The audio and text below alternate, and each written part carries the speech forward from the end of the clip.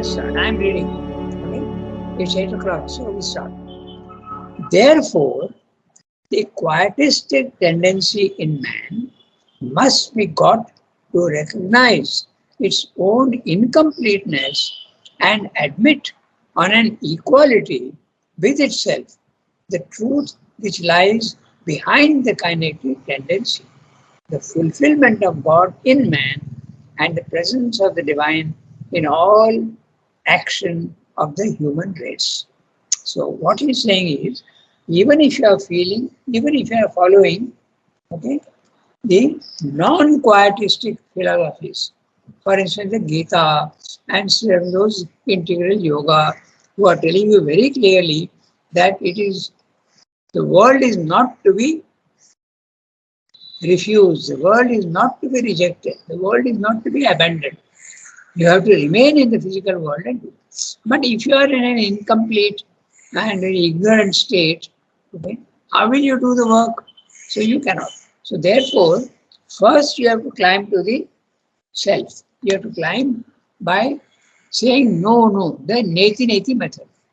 It is not that you are not doing works in the physical world, but you are telling yourself that I am not the body, I am not the vital, I am not the mind. So I am pure consciousness. That beautiful shloka is there of Shankaracharya. Mano buddhi ahankar chittani naham. So what are you? Sadananda Rupa Shivoham. I am Sadananda Rupa. Sat Ananda Rupa. I am a form of that Sat and Ananda. And that is what you have to do. So what happens? The first result is you go to the self and you realize that what you were thinking to be absolutely real, all the forms in the physical world, are not at all as real as you think them to be. Okay?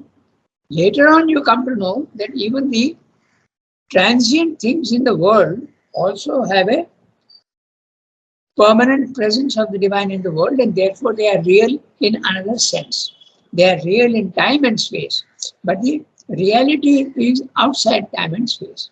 The divine is outside time and space, permanently real.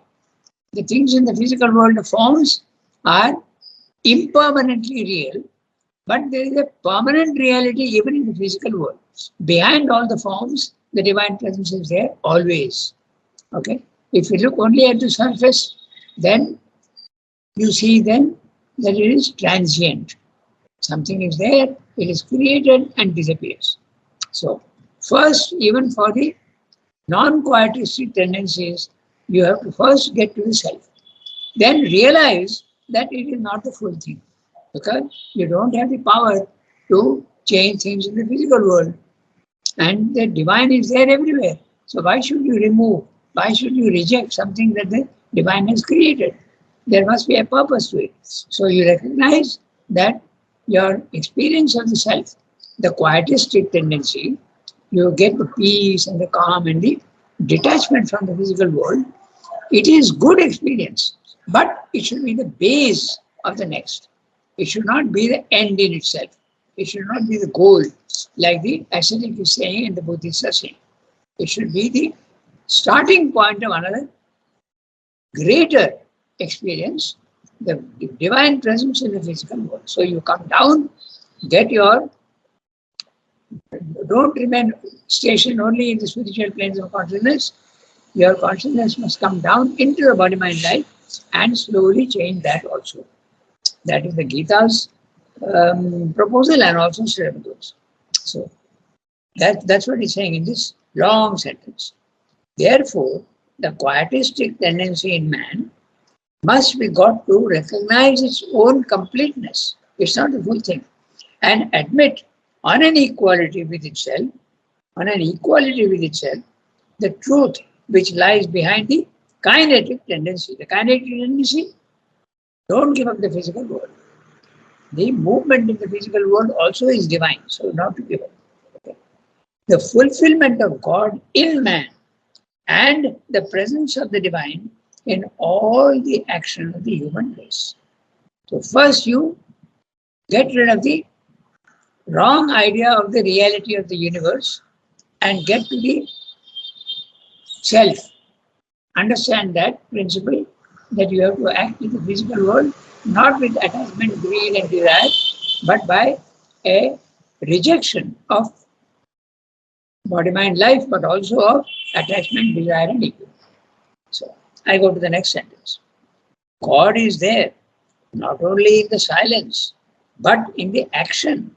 He is there in the physical world, but not in the form. He is there behind the form. You have to discover that.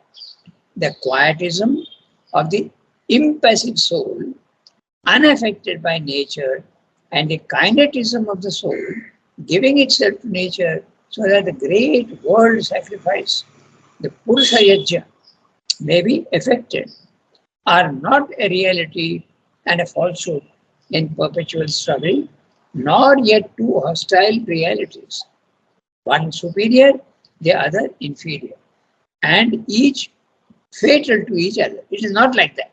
Okay? They are actually complementary aspects. You should not consider them as opposites, which many do. And there can even be a middle stance. Okay, the world is not unreal, but the divine, full divine, you can get only up there. That also is not to be indulged in. So this is what Sembri is saying. The Gita is saying. They are the double term of a divine manifestation. Which are the double term? The silence and the activity. The silence and the movement. Chit and Shakti. Purusha and Prakriti. All the same. Purusha is consciousness, Prakriti is power, movement, energy, constant movement. So the two are complementary aspects of each other. Now, the Akshara alone is not the whole key to their fulfillment, not the very highest secret. This is the mistake that the Buddhists and the Mayavadins make. They feel that the Akshara is the second level. The Kshara is the first level where you are in ignorance. The Akshara is the place where you realize you are outside the world and you realize that the self is a reality. The world seems to be unreal. But after that, you have to come down. So, the Akshara alone is not the whole key to the fulfillment, not the very highest secret. The double fulfillment, the reconciliation, is to be sought in the Purushottama, represented here by Krishna, at once Supreme Being, Lord of the worlds and Avatar. So what's the double fulfillment? First, you get the realization of the silence, the inaction, the static condition, the perfect stability. You get that. Then you come down and realize the divine also in the movement. So this is what Shendra is saying. Double fulfillment. The reconciliation is to be sought not by coming down, but by going up. If you go up to the Purushottama level, which is the third level, then you have the power to change and transform even your body, mind, life at level 1. Okay, that's what it thinks. And here the Purushottama is represented by Krishna. At once Supreme Being, Lord of the worlds and Avatar. Shri Krishna is the Avatar. He is the Lord of the worlds.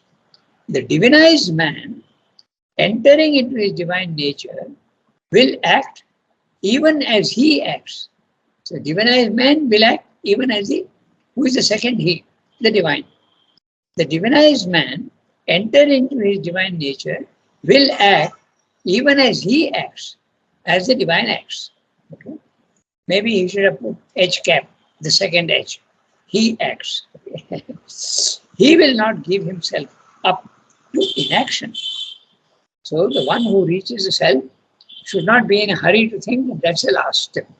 He should be, in fact, that's why they say in Sri Aurobindo's yoga, Sri Aurobindo's yoga starts where the others end.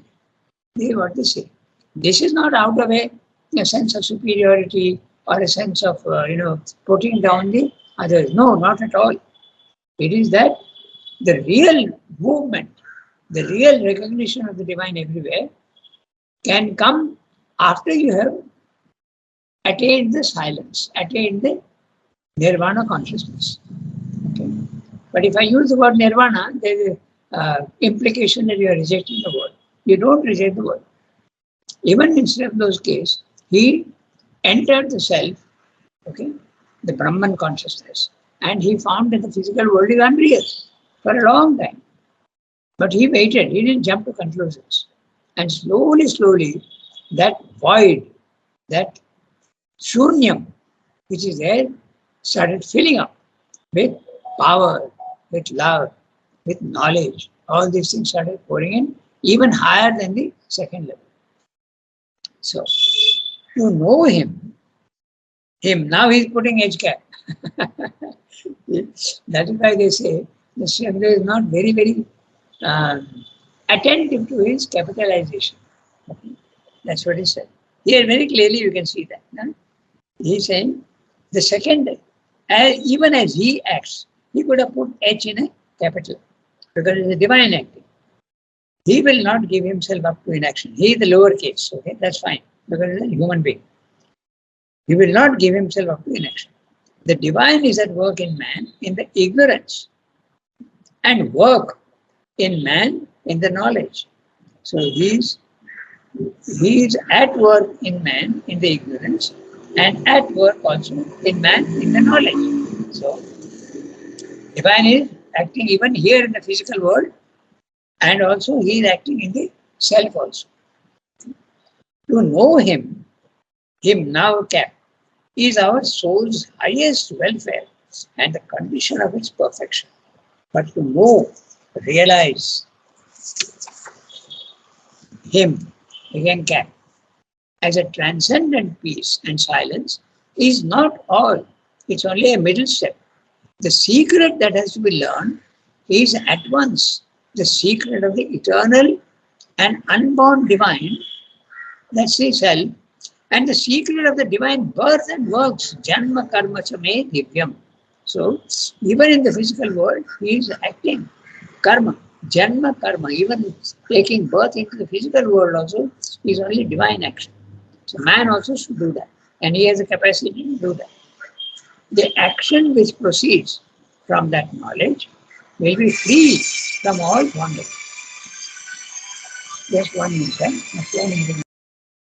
Sorry for the interruption. So that's what he's saying. Janma karma jana. Not only I am in a static condition, I am divine, but also in movement and action also I am divine. May. Janma karma cha may divya. My birth and my action is also divine. That's Krishna is saying. The action which proceeds from that knowledge will be free from all bondage. You will be completely free even if you are doing action.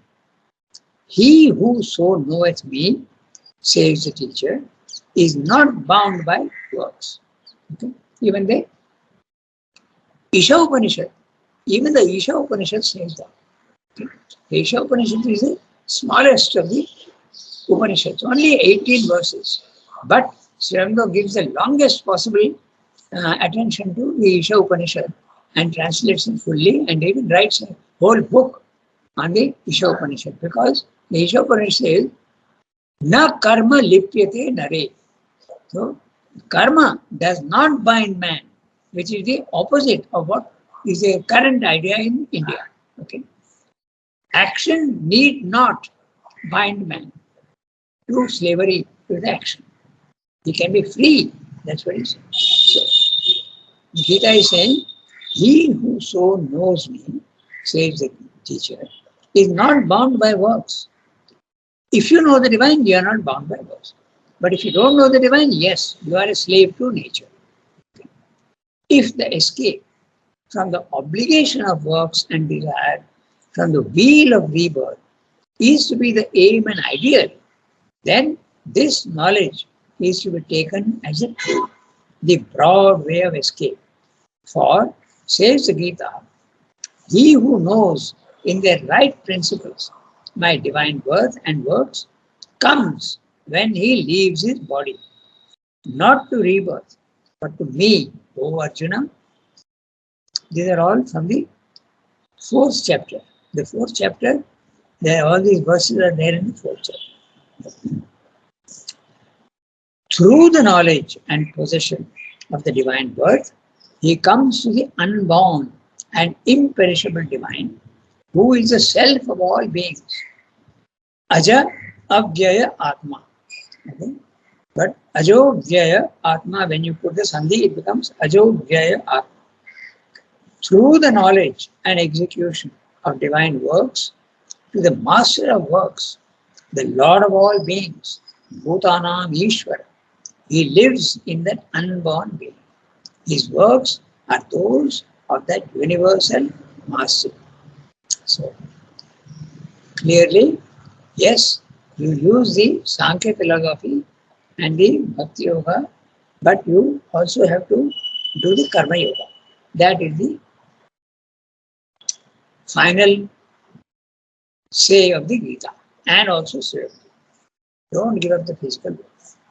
Now we come to the next chapter, the possibility and purpose of avatarhood. Mind you, the avatarhood concept is very peculiar to India. Okay. Everywhere else, there is an idea that the world, there is no divine in the world. But avatarhood, the concept of avatarhood, is a direct consequence of the Advaita philosophy. Because the Advaita philosophy says that there is only one, and that's the Supreme Lord. And if only one is there, how can the physical world be other than him? It cannot be. Therefore, the divine can come down into the physical world and even assume a human body. In fact, all human beings are potential avatars. Okay, they can be potential avatars. Okay. That's it. But when you realize the divine, you need not be an avatar. Okay, an avatar becomes well known in there, but there may be avatars who we don't even know of. Because in those days, there was no press, there was no media, so no TV, no newspapers, no phones, no WhatsApp. so, so, this is the peculiar idea of avatar. Christianity definitely says no, it's not possible for human beings to know God. Okay? Not only know, but even become is absolutely out of question. So, now we can start reading the 15th chapter of the Gita. Now, the essay on the Gita. The possibility and purpose of avatar. Look at the way Srendra is dealing with it. First of all, he'll look at the possibility. Is it at all possible? Because others are saying not possible. Then he says, what is the purpose of the avatar? So, this is what he will look at. Okay? So, we start reading. Anyone? Would you like to read?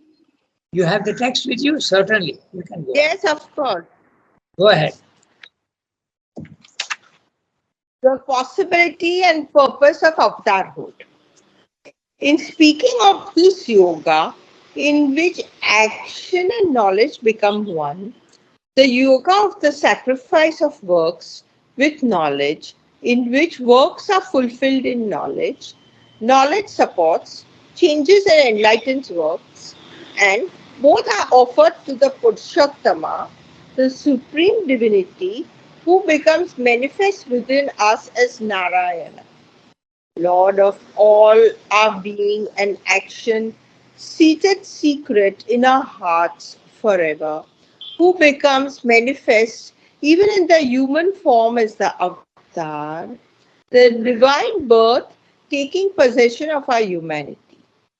Krishna has declared in passing that this was the ancient and original yoga which he gave to Vivasvan, This one. Yeah. the sun god. Vivasvan gave it to Manu, the father of men. Manu gave it to Ikshvaku, head of the solar line. And so it came down from royal sage to royal sage till it was lost in the great lapse of time and is now renewed for Arjuna because he is the lover and devotee, friend and comrade of the avatar. For this, he says, is the highest secret, thus claiming for it a superiority to all other forms of yoga, because those others led to the impersonal Brahman or to a personal deity to a liberation in actionless knowledge or a liberation in absorbed beatitude. But this gives the highest secret and the whole secret. It brings us to divine peace and divine works, to divine knowledge, action and ecstasy unified in a perfect freedom. It unites into itself all the yogic paths as the highest being of the divine reconciles and makes one in itself all the different and even contrary powers and principles of its manifested being. Therefore, this yoga of the Gita is not, as some contend, only the karma yoga, one at the lowest, according to them, of the three paths, but a highest yoga, synthetic and integral, directing Godward all the powers of our being. Okay, so let's look at what he's saying. In speaking of this yoga means the yoga of the Gita. Okay, the non-rejection of the physical world, remaining in the physical world with the divine consciousness. This yoga, in which action and knowledge become one. Knowledge is from the self and action is from the in the physical world. So you combine the two, become one. The yoga of the sacrifice of works with knowledge. That's it, karma yoga. So action with knowledge. Action is the karma yoga and knowledge is with Sankhya yoga, in which works are fulfilled in knowledge. Okay? Normal human beings are doing works, but it is ignorance. But when you combine the two with knowledge, it becomes divine work, in which works are fulfilled in knowledge.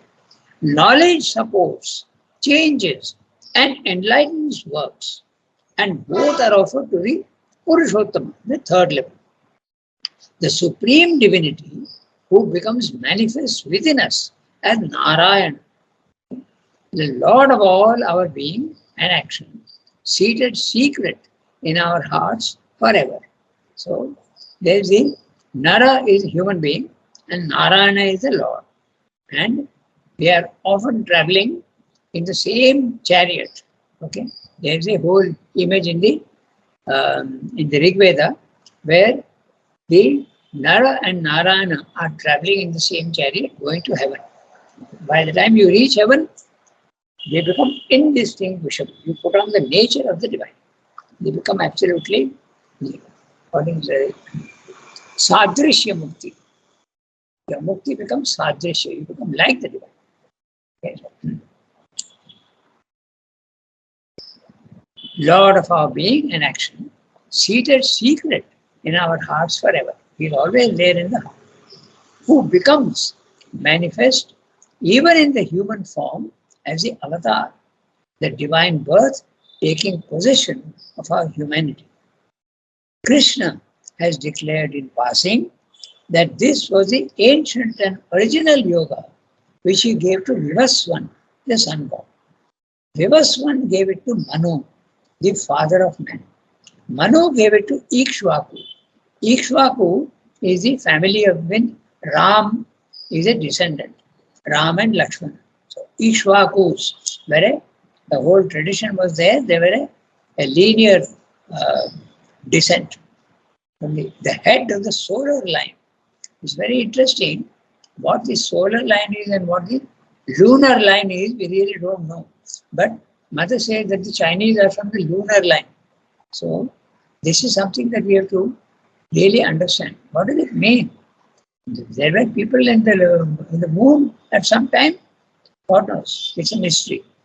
So anyway, we come back to our text. Solar line. And so it came down from royal sage to royal sage till it was lost in the great lapse of time. Note the spelling of lapse. Okay, it's not L-A-P-S-E. Okay, it is L-A-P, plural lap. So one section of the journey, one circuit, that's what it means. So at one circuit, it got lost in the lapse of time, and it is now renewed for Arjuna because he is a lover and devotee. friend and comrade of the avatar. In fact, Shri Krishna says that I am telling you all these things because you are very close to me. So this is again another problem where this says you are very close to me, and people say, "Oh my God!" So there are favorites for the divine. So whereas it is supposed to be the divine is equal to everybody. So when you are using words, you come across all these type of contradictions, but you shouldn't take them too seriously because the truth is beyond words. That's what he's saying here, because he is a lover and devotee, friend and comrade of the avatar. For this, he says, is the highest secret, thus claiming for it a superiority to all other forms of yoga, because those others lead to the impersonal Brahman or to a personal deity. Impersonal Brahman is the Jnana Yoga, or to a personal deity is the Bhakti Yoga. Okay? You realize a person divine. Okay? So you get intimacy with the divine, a great amount of love and closeness, okay? Intimacy, to a liberation in actionless knowledge. This is again the Jnana Yoga. Or a liberation in absorbed beatitude.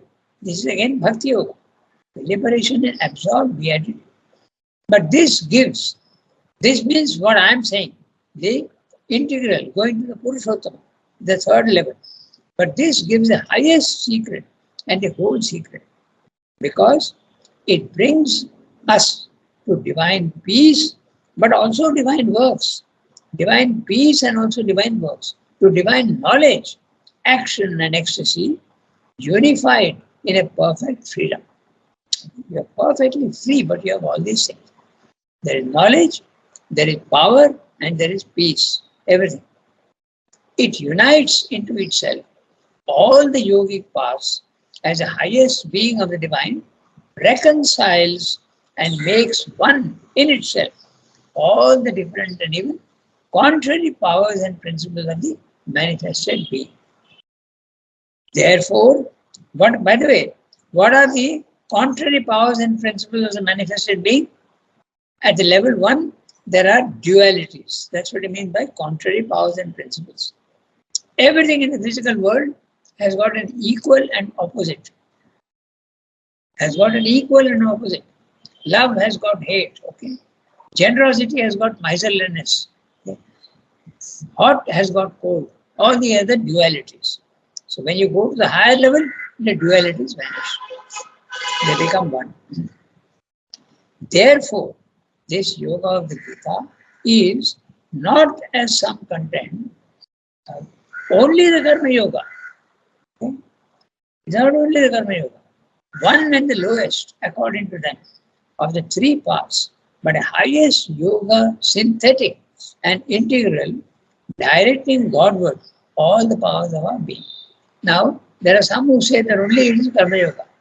Gita is Karma Yoga. They stress the Karma Yoga aspect.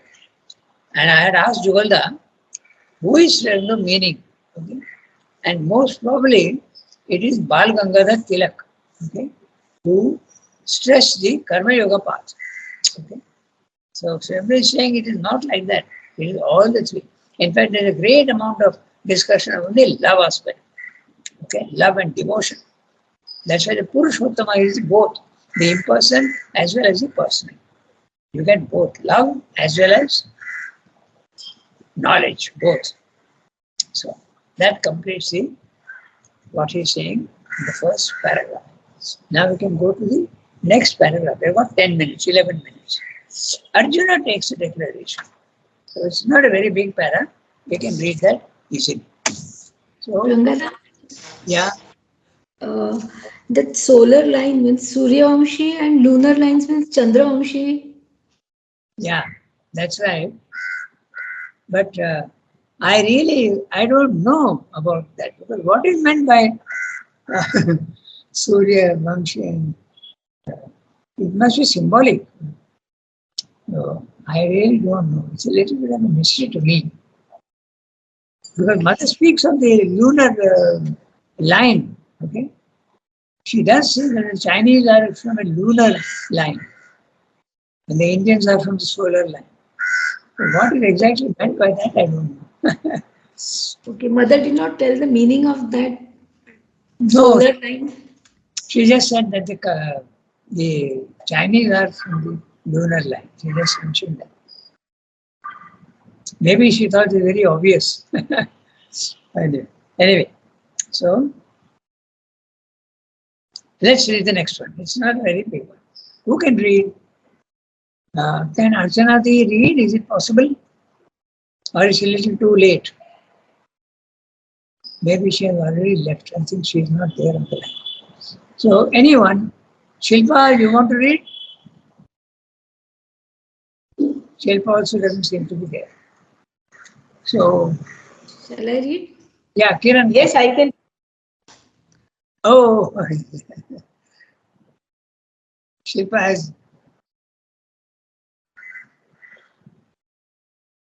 has joined. Okay. Shilpa, you want to Yes. read? Yes. Arjuna takes the declaration. Kiran, next time Shall you'll I read. read? Yes, yes. Okay. Arjuna takes the declaration.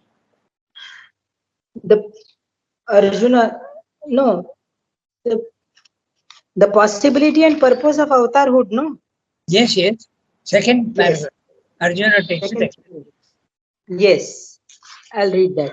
Arjuna takes the declaration about the transmission of the yoga in its most physical sense.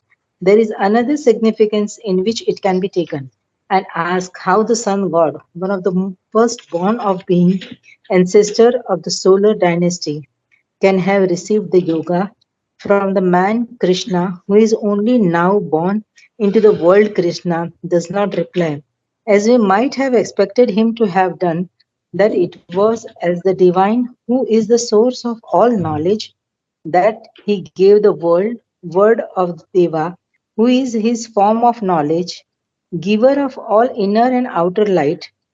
Bharga Savitur Devasya Yono Diyo Prachodaya. He accepts instead the opportunity which Arjuna gives him of declaring his concealed Godhead, a declaration for which he had prepared when he gave himself as the divine example for the worker who is not bound by his works, but which he has not yet quite explicitly made. He now openly announces himself as the incarnate Godhead, the Avatar. Okay, so there you go.